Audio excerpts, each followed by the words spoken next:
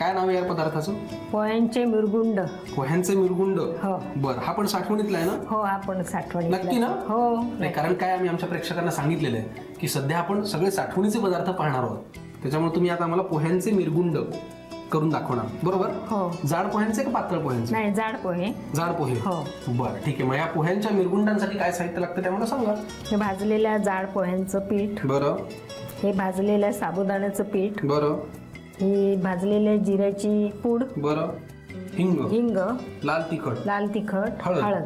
हे काय? आणि हे पाणी आहे. रात्री पापड खार आणि मीठ हे टाकून पाणी टाकलेलं आहे. ते पाणी सकाळी आपल्याला ते गाळून घ्यायचंय. बरं. पापड खार आणि मीठ आपण त्याच्यामध्ये घातलं, रात्रभर ठेवलं आणि सकाळी गाळून घेतलं, बरोबर?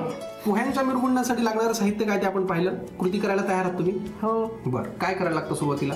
सुरुवातीला मला चमचा हवाय. घ्या चमचा. आपण प्रथम भाजलेल्या पोह्यांचं पीठ घेऊया. बरं. जाड पोहे वापरले तर आपण पातळ पोहे नाही वापरू शकत का? नाही, पातळ पोहे नाही वापरू शकत. हे आपण 4 चमचे घेतलेले आहेत. बरं, ठीक आहे. त्याच्यात काय लागणार पुढे? त्याच्यात 1 चमचा आपण साबुदाण्याचं पीठ. साबुदाणा भाजला होता ना? हो, साबुदाणा भाजला होता आणि त्याची पावडर केली. बरं, ठीक आहे. पुढे काय लागणार आहे? पुढे भाजलेल्या जिऱ्याची पावडर. अर्धा चमचा. बरं, ठीक आहे. पुढे थोडासा हिंग. बरं. आता हळद घ्या आणि आता लाल तिखट. हो. घ्या.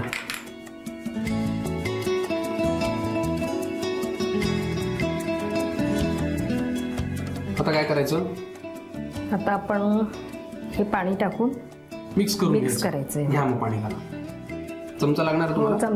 चमच्याने जास्त पडलं तर पातळ होणार ना ते. पापड खार म्हणजे नेमकं काय? पापड खारने पदार्थ सॉफ्ट बनतो, हलका. बरं. बाजारात मिळते पापड खार? हो. बरं, ठीक.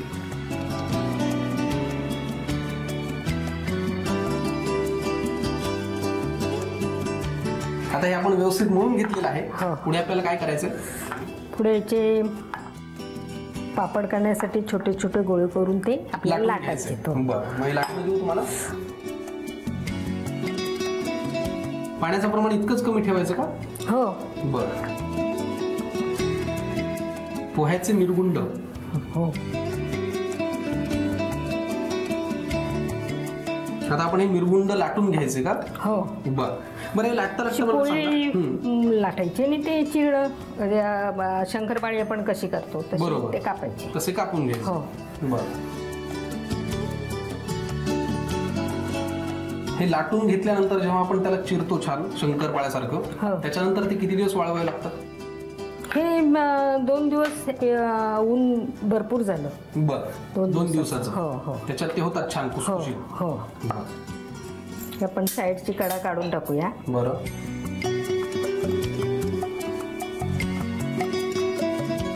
हे पोहे जास्त भाजलेले आहेत त्यामुळे असे साईडला हे होतात. बरोबर, कट होतात.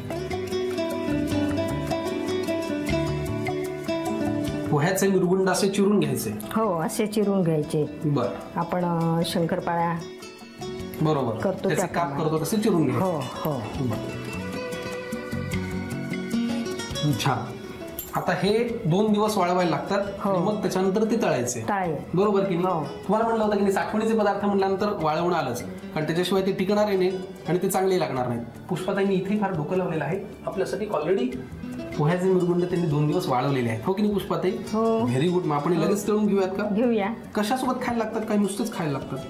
नाही, हे नुसतेच खायचे. खाल्ले तरी चांगले लागतात. मग घ्या मग तळून.